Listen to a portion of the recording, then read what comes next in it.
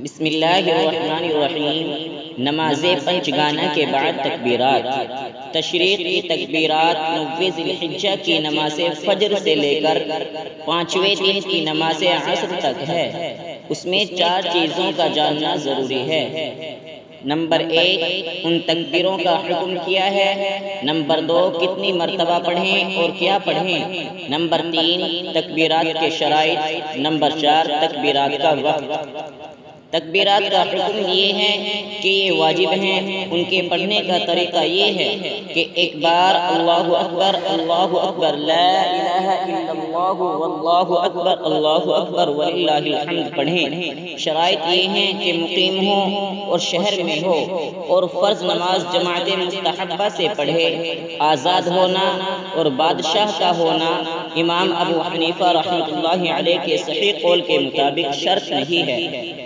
تکبیرات کی ابتدا 9 تاریخ ذی الحجہ یعنی عرفے کے روز فجر کی نماز کے بعد سے ہوتی ہے، اور ان کا اختتام صاحبین رحمۃ اللہ علیہ کے قول کے مطابق ایام تشریق کے آخری دن یعنی 13ویں ذی الحجہ کو عصر کی نماز کے بعد ہو جاتا ہے۔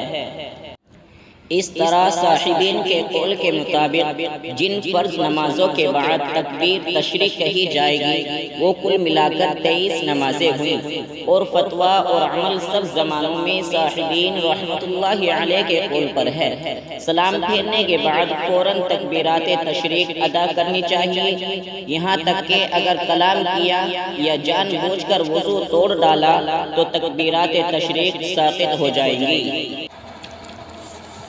تکبیر تشریق کی ابتدا۔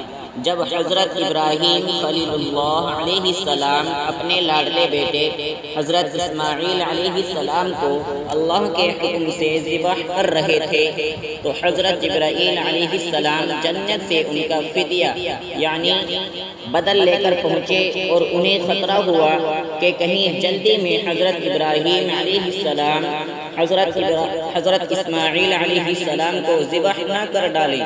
چنانچہ اس وقت ان کی زبان پر یہ کلمات آئے، اللہ اکبر اللہ اکبر۔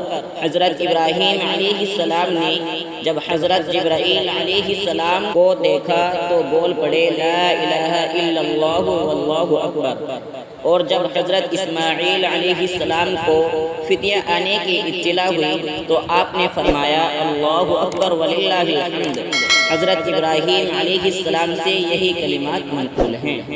صدق اللہ العظیم۔